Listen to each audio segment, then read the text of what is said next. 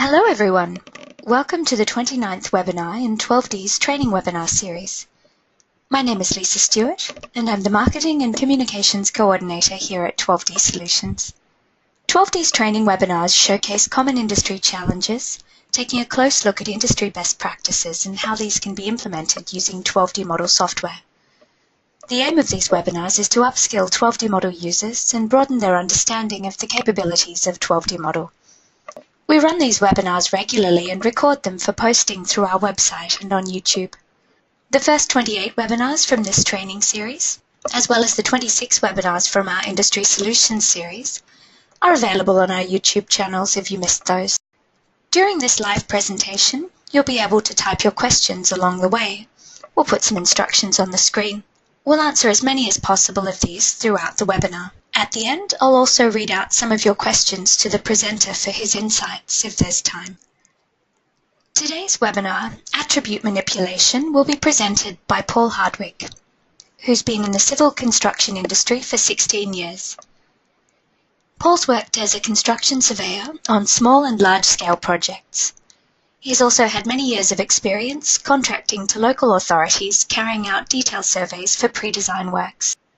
Paul has been with 12D Solutions for nearly 5 years in a training and support role.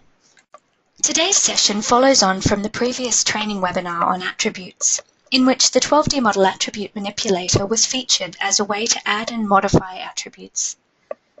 Today's webinar will provide an in-depth look at the Attribute Manipulator and its many uses. Over to you, Paul. I'll just go into swap down to 12D. So we have an empty project here. I've got two little bits of data to show you. Hopefully this will go a little bit smoother from now on. So what I'm going to do is just bring in a 12DA of some data. So data input 12D, 12D archive data. The first one I have here is data set 1. Read that. So I'm just going to maximize Plan View 1 and add all the data onto there.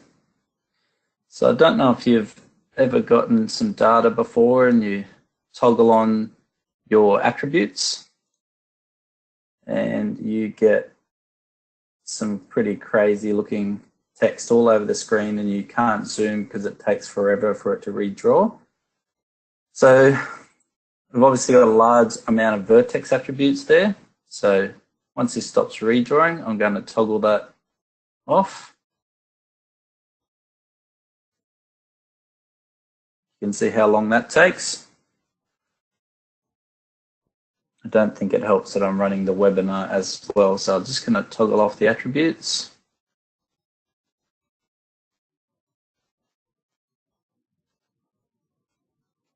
There we go. All right, so I want to clear out some attributes from some of this data. So we're going to have a look at the Attribute Manipulator. Now this was demonstrated in a previous webinar, but we're going to have a bit deeper look at the Attribute Manipulator today. So we'll just have a look at this one here. We're going to go to Create, Edit, Attribute Manipulator File. Okay, so what I want to do is delete some attributes here. So I'm just going to go Insert a New Rule. So just select and I want to select the attribute to modify because I'm going to be modifying something. Okay, so I just select this one.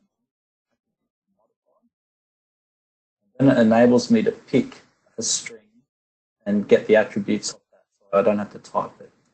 So if I just come in here, pick one of these strings, and if I come on to vertex attributes, you can see here are all of my attributes that I have here. They're my standard ones I want, but here's all these Trimble link ones that were brought in from some survey data stuff. So if I have a look, you can see at how many attributes are down here and why I'm getting so many attributes. So instead of having to pick each individual one there, I'm just going to pick at the top level and say just delete all of the Trimble link attributes. If I wanted to be a little bit more pedantic, I could say just get rid of, this one, just hand pick a couple, but I'm just going to choose the whole group and get rid of the whole group. And I'm going to tick this little box down here at the bottom, apply to all vertices and segments. So I select that icon there. And then hit set. So you can see here the rule type is a vertex attribute. The index, see how it's set to 0? So when you set the number to 0, that means all vertices on the string. If you explicitly set it, so like 1 or 2, that means it will only delete the attributes of vertex 1 or vertex 2. If you want to delete the attributes of the last point, -1 or -2 will be the second one. So I want to get rid of all of the attributes. And you can see that over here on the left, it says in the rules that it's going to delete vertex 0, all attribute, or the attribute Trimble link. So now just give this file a name. So I'll just call it Trimble. And usually, if you're going to be doing this a lot, you save this to your user library. So I'll just write that away. Okay, so now to apply this, the next one on the list. So apply Attribute Manipulator File. So don't forget these are always under Utilities. And I've just pinned this menu off. Okay, so I'm going to apply it to everything in this view. So view 1. And the Attribute Manipulator File, I'm going to select Delete Trimble Attributes. Okay, I just select the Replace Existing Data down the bottom. Apply. So now, if I toggle on my attributes, it's a lot less attributes on the screen to see. So you can see it's a lot easier to work with the data when you clean it off. And also, if I was to write out a 12 DA of this, file size of the other one, it's probably a quarter of the size. So there's a great tool with the attribute manipulator, just being able to kill a whole heap of attributes that you don't want that are clouding out your data. Okay, so I'm just going to go to Models, Delete empty, Models, Delete all models, and just delete all that data there. Okay, and time for our next bit of data that we have. I've just got some data here. So data set 2. Oops. Just drag and drop a 12DA. Read that in. And this one has a lot of attributes as well. Probably should have toggled them off before I finished. All right. Attributes. Okay, just a small amount of data. So what I want to do with this data is I want to do a few data prep things to manipulate this data so it's suitable for GIS type software packages. So inside 12D, as the other webinar said, that we can have vertex attributes, segment attributes, and string attributes. Now, 12D is fairly unique in this, where not many other packages have this capability. So we have to interface with other packages, so we need to be able to push attributes around and get them into shape for other packages. Okay, so the first thing we're going to do is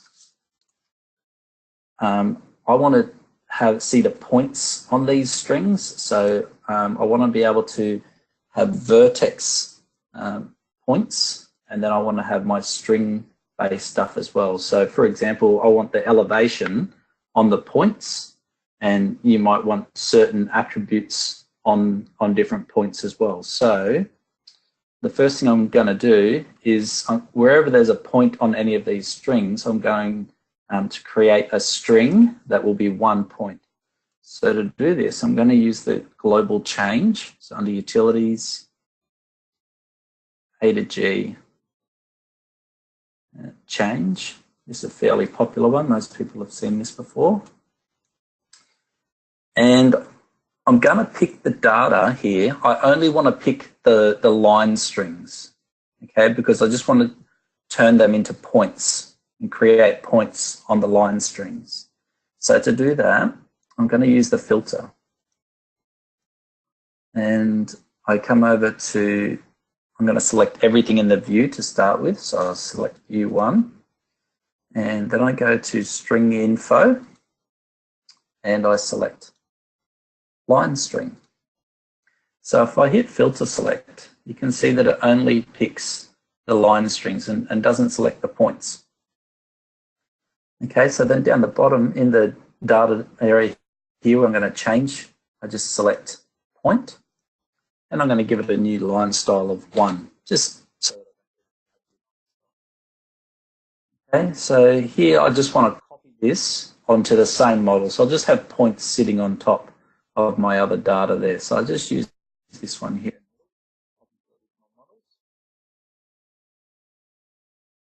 And I hit change. Now the great thing about these, when you use these filters, is I want to be using line strings later on. So what I've done is under my, I've got one here called view 1 lines, and select lines or select points. Okay. So now I should have in my view points wherever there was a point on the string. So you can see now all around the data. So I have, if I pick here,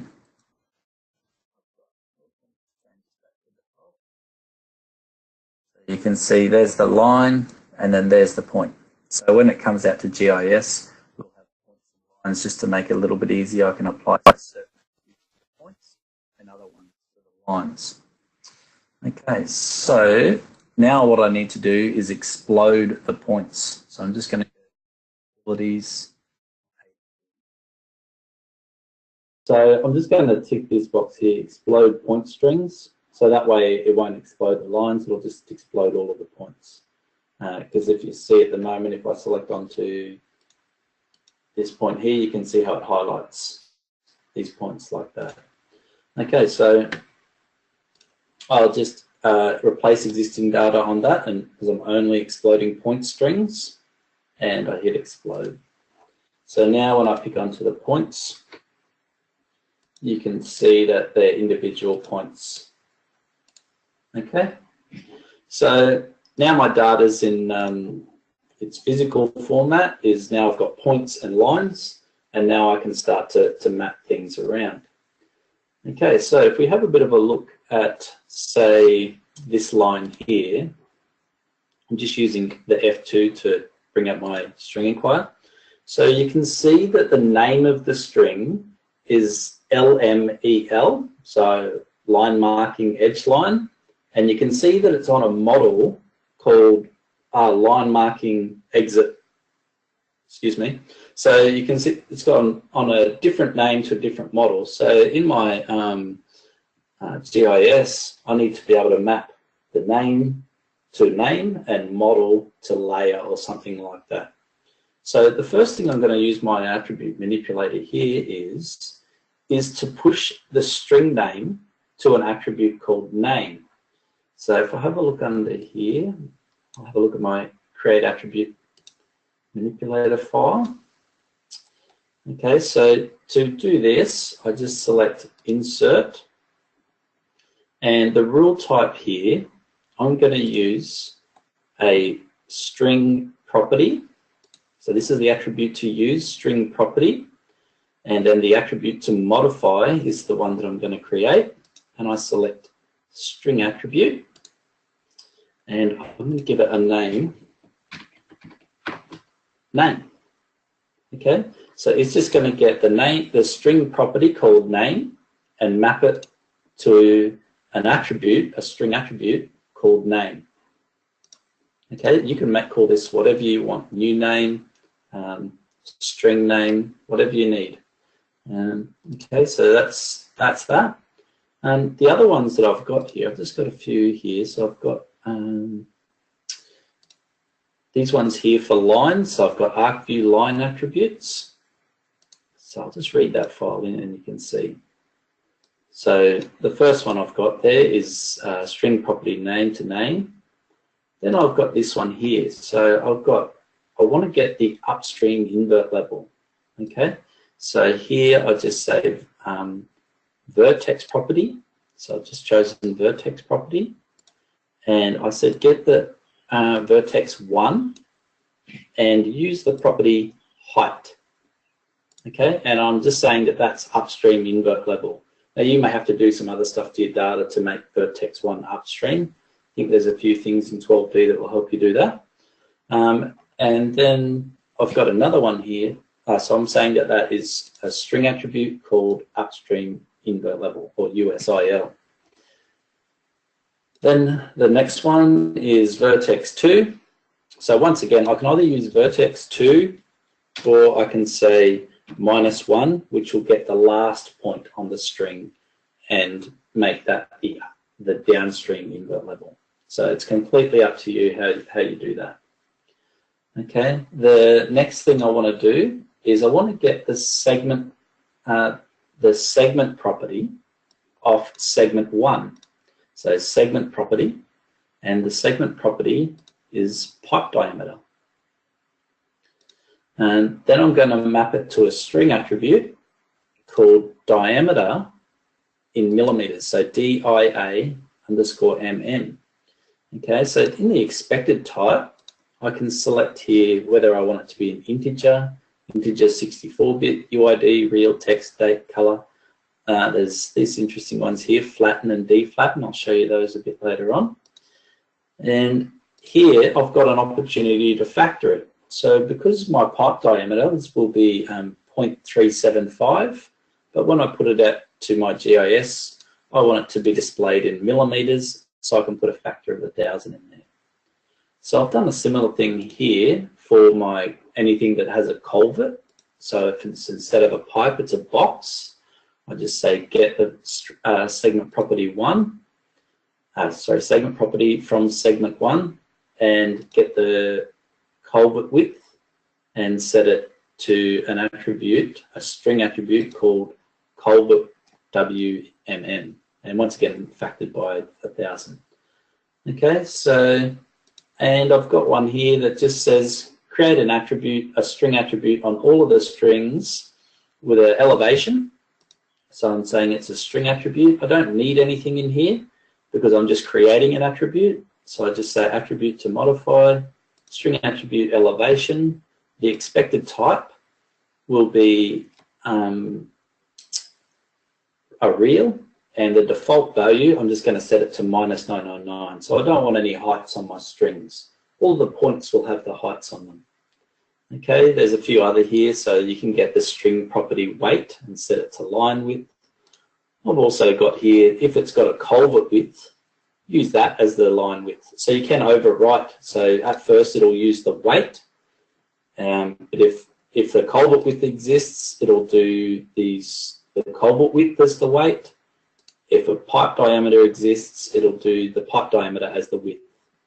Then I've got one more here, line style. So it's going to go from line style to line type. Okay, so those are the string attributes that I want to produce. I'll do one more in here just to show you how tricky this thing can be. So I'll just insert a new rule. And what I want to do is I want to find the average grade of a pipe, or an average grade of a string. So this is quite handy. So I'm going to create a couple of values. So in my attribute to modify, I can select value. And I'm going to create a value called len. So that's going to be the length of the string. So to get the length of the string, I come up to attribute to use, and I go to string property. And the string property I'm going to use is 2D length, or length 2D. So I'm going to create this value, and a value doesn't get set to anything, it just lives in this file in here. Okay, so I've got the value called length. Then I'm going to do another one, and this time it's going to be a vertex property. Vertex 1, and I want to get the height. And this time, my value is going to be called RL1. So I want to get the height of vertex 1, and I'm going to put it into a value called RL1. Okay, so then I'm going to do the same thing again. Copy, paste, and this time I'm going to get it from the last vertex. And I'm going to call it this time RL2. So now I've got these three values here. I've got the length, the first vertex height, and the last vertex height. Okay, so now I'm going to create a string attribute. So I can go insert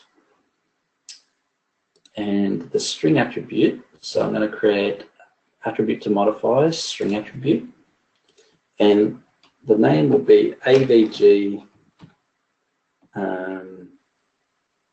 G average grade.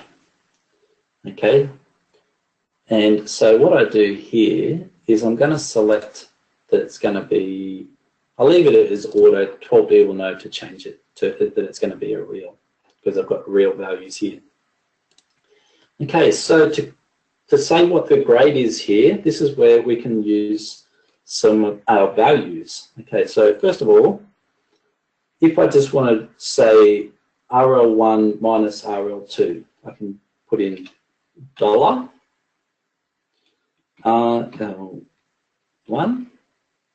minus $RL2. Okay, but now to get the grade, so the average grade, I need to divide it by the length. So I've got, put some brackets in here, and now I just put in divide $LEN, and so then that will produce that grade. Now I wanted to make this as a percentage. I want to factor it by 1,000. I could put in here times, not by 1,000, by 100. So I could put in here times 100, but it's just nice and easy just to show you the factor. I can put it into there. Okay, so I'll just write that one away. So that's going to my ArcView lines attributes. So I'll just write that away, replace. Okay, so let's see this work. So we'll go to the apply attribute manipulator file, and I want to only select the lines. So I just select my favorites and select view 1 lines. So that's going to select everything in view 1, and only line strings. So if I hit filter select, you can see that. Okay, so then I'll pick my attribute manipulator file, so ArcView lines attributes, and replace existing data, and then hit apply. Okay, let's have a look. So if I have a look at this pipe here, the shortcut key for our attributes are F8. So I select F8, and then I can pick and accept, and you can see all of the string attributes that I just created. So I've got name, upstream, invert level, downstream, diameter, elevation, line width, line type, and average grade. So yeah, very, very powerful little tool. Once you can understand how the rules kind of work. So it's a great little tool there.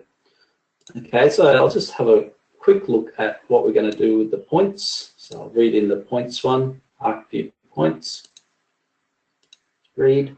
So there's only 2 commands in here. So I'm just getting the string name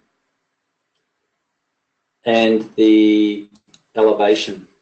Okay, so I'm just getting the name and elevation and then pushing those across to the attributes.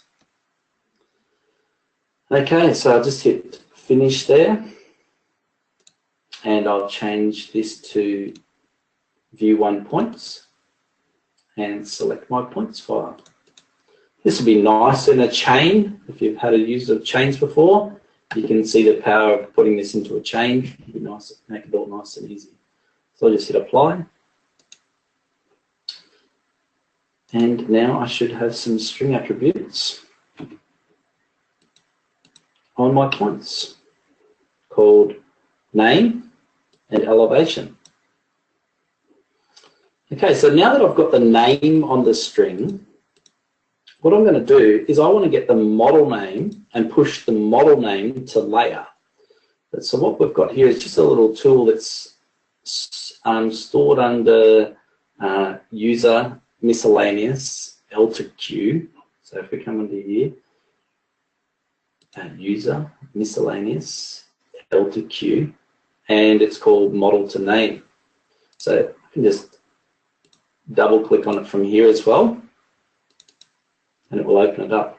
So I'm going to get the model name. Now that I've got my string name safe as an attribute, I can now get my model name and push it to the string name. So I'm going to select everything in the view 1, and hit process. So now when I have a look at the strings, you can see that the model name and the string name are the same. So now when it comes time to writing out my data, I'll show you my attribute manipulator file for that. So if I have a look at this one, I've got this one here called ArcView exports. So these top two were my data prep ones, and this is my one that I actually use for export. So let's have a look. I'll just read that. So the first one is, now that my model name is my string name, I can say use my model name, so use string property, name, and then make it, this is, so in the attribute to modify, this is what's going to end up in the shapefile. So I'm going to say I want a string attribute called layer.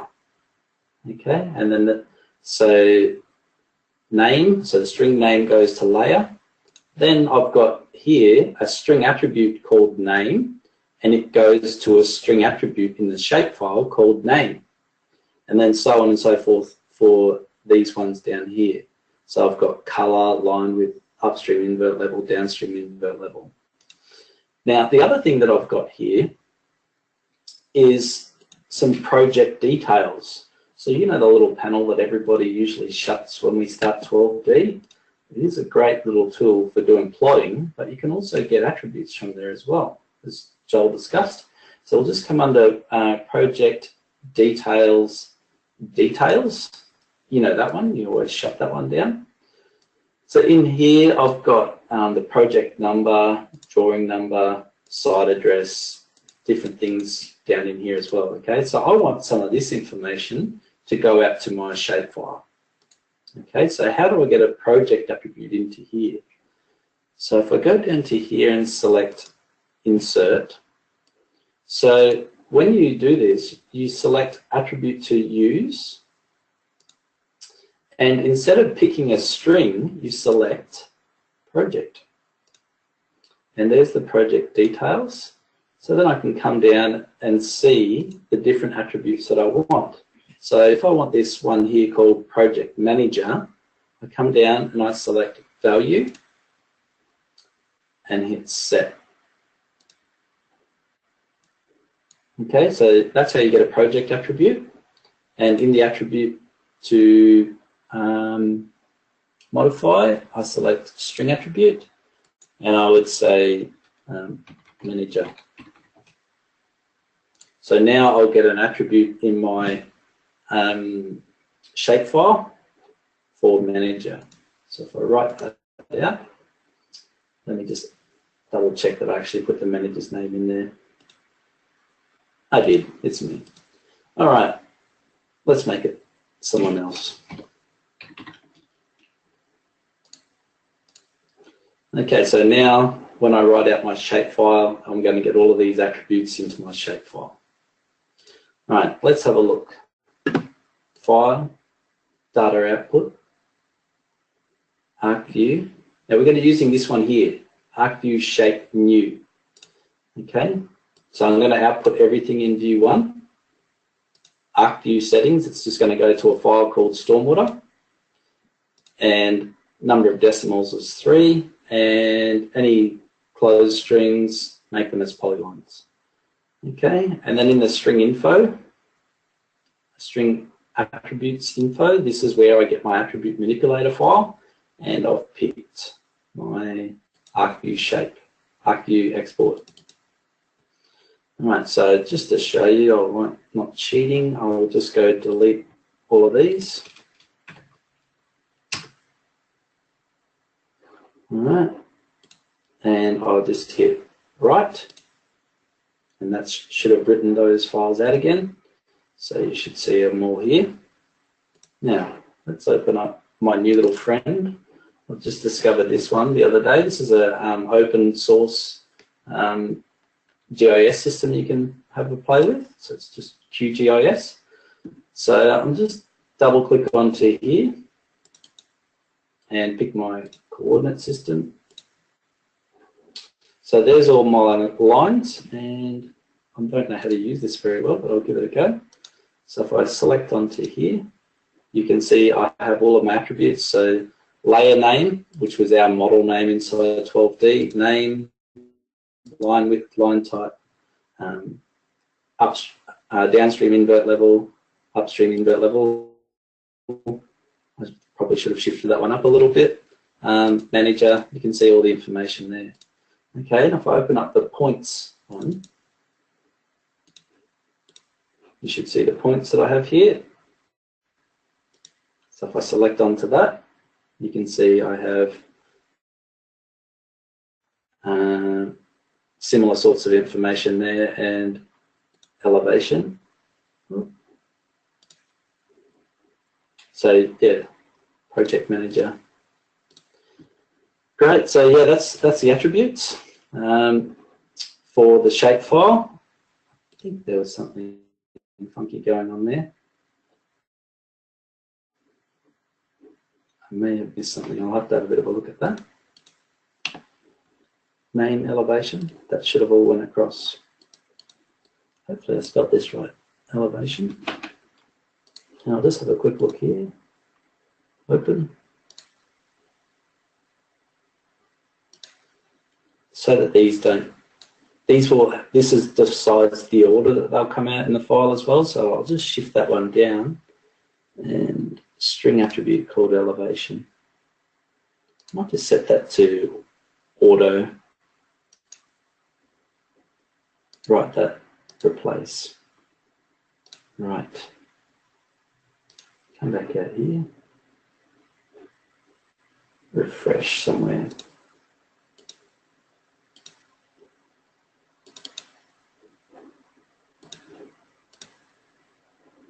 That's the points.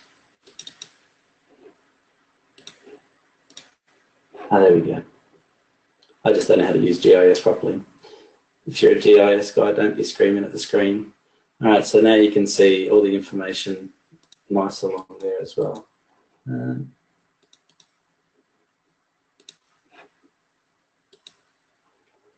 Beautiful. So you can see all the information there that you need. So that should make your life a little bit easier, hopefully. All right, so let's have a look at how we can do a similar sort of thing with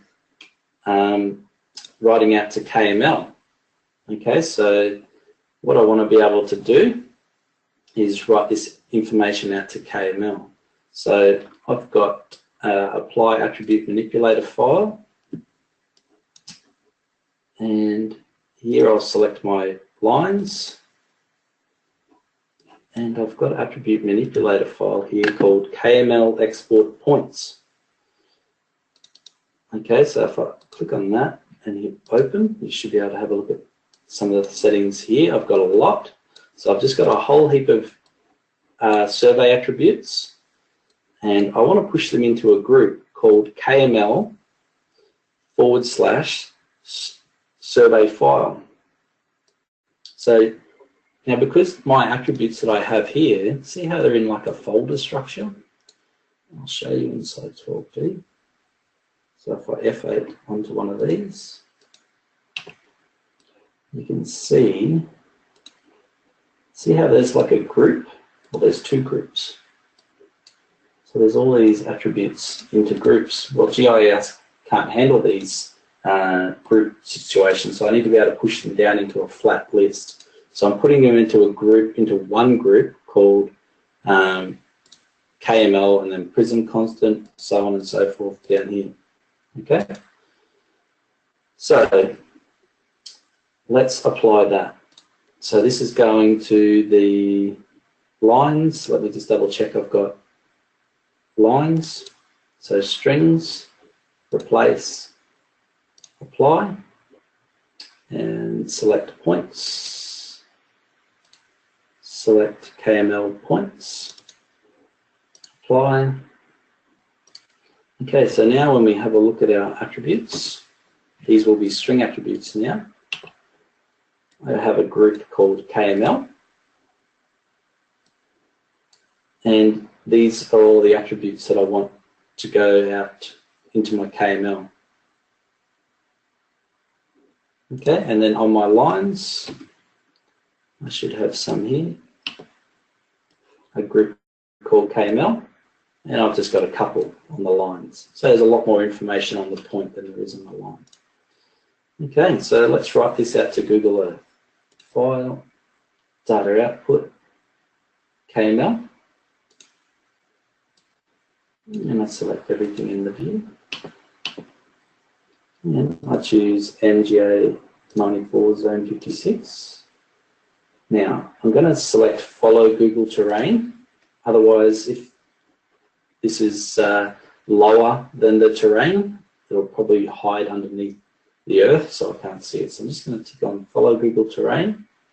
And down here, I'm going to select Copy String Attributes, use KML Attributes folder. So it's going to look in for a folder. And see how my default folder name is called KML. So I'm going to put everything into it's going to get all of the attributes out of that KML group and then put them into Google Earth. The other thing I'm going to do here quickly is I'm going to factor any line weights that I may have applied to my strings. So if I just factor them by 10 and give my file a name and hit process. So that'll just punch away writing out that file.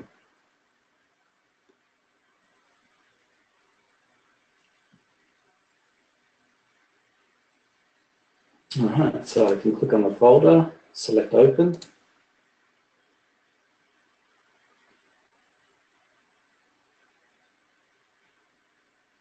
And here she comes.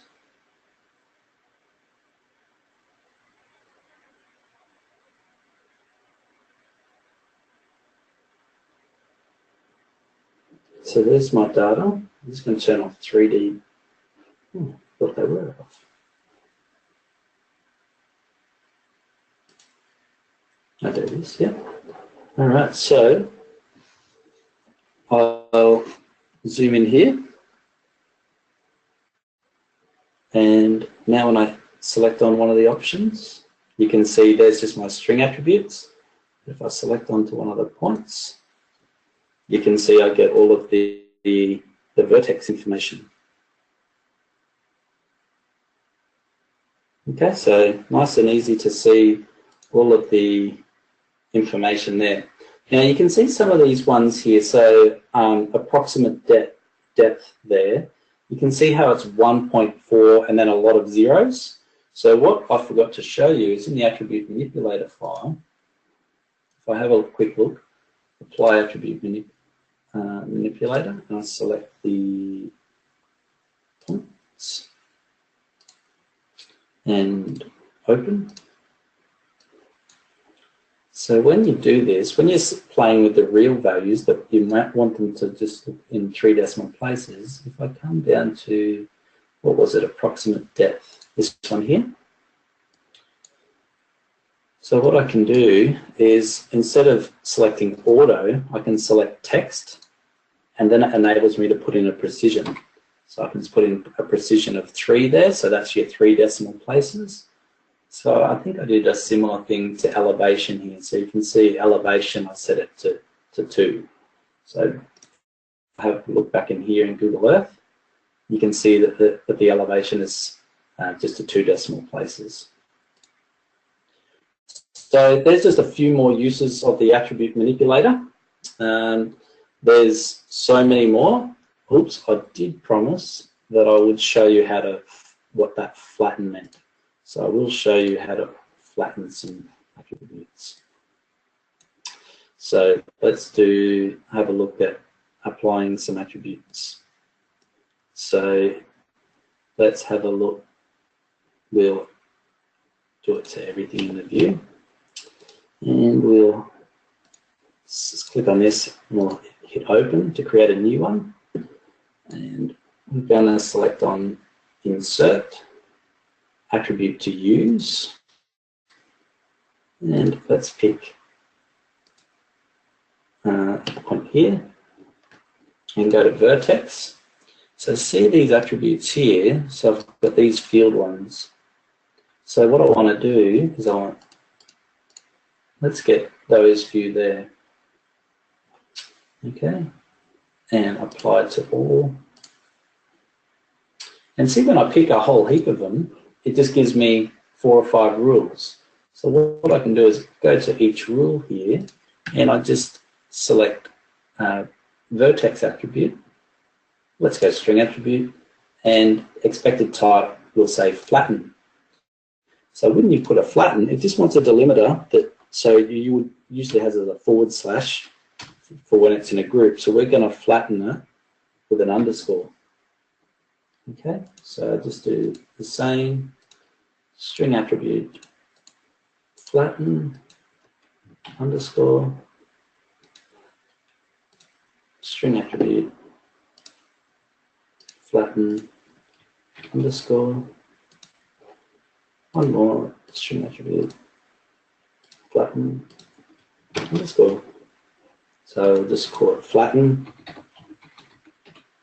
and write that out. So here, select flatten, replace, apply. Let's see what we get. FA.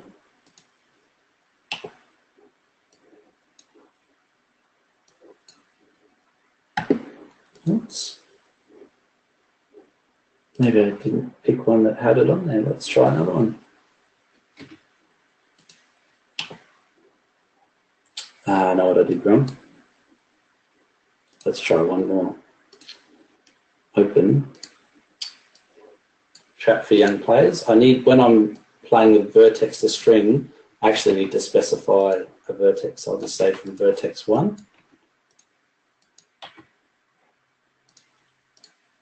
Okay, and apply.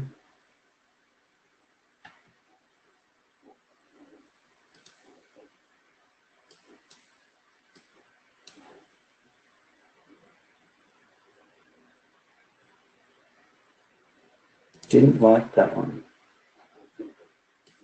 Let me try.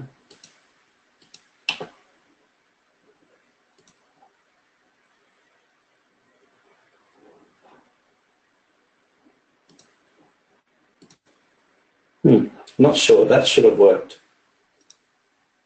Okay, that's one for another time, I think. I'll have to work that one out. Okay, so if you have any questions, you can type them into the box that you see down below there. And or if you have typed any questions along the way, Lisa will be able to read them out to me. Thanks, Paul. Yes, we've got time. I had a few questions through, so I'll just read out some of these.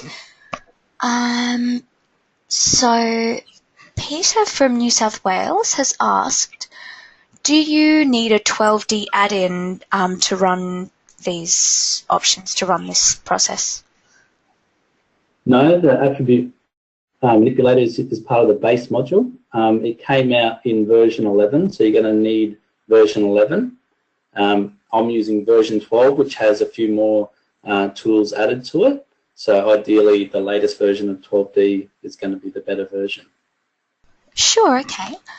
And Ivan in Sydney has said, is it possible to use conditional statements to define attribute values? So if a pipe is circular, then like pipe type equals C. Okay, there is no conditional, but the fact that if the attribute or property doesn't exist, it won't apply the attribute. So in a way, it is conditional because either the attribute has to exist or the property has to exist for it to actually do it. So no matter what, it's kind of like conditional anyway. Yeah. Sure, no problem. And I'll just do one more live, I think. So John in Brisbane has asked, do the attributes have to be in a group to go to KML? Yeah, no, they don't have to be in a group. The reason why I put them in a group is so that I can organize what I want. If you put them into, I'll just go back to 12D. If I don't put them into a group, so I can file data output KML. If I just clear out the folder name, it'll just get everything that's under string attributes and put out everything. So the reason why I put it in a group is to organize what I want and what I don't want. So it just makes it a little bit easier to organize things. And the group name could be whatever you want. I just chose KML as a default value. Wonderful. Thank you, Paul, and thanks to the audience for your questions today and also for bearing with us through the sound issues early on. We'll get a recording of this webinar up on YouTube as soon as we can. We may need to re-record some of this, but we'll keep an eye on our social media and email for that. Our next two training webinars are 12D Field Customization on the 20th of September and Tasks and Collaboration on the 5th of October. So keep an eye on our website for details of those, as well as our upcoming industry solutions topics. We'll also continue to keep you posted through email and social media. If you need to contact us in the meantime, our details are on the screen now. That concludes our presentation for today. Thank you for attending, and we hope to see you at future webinars.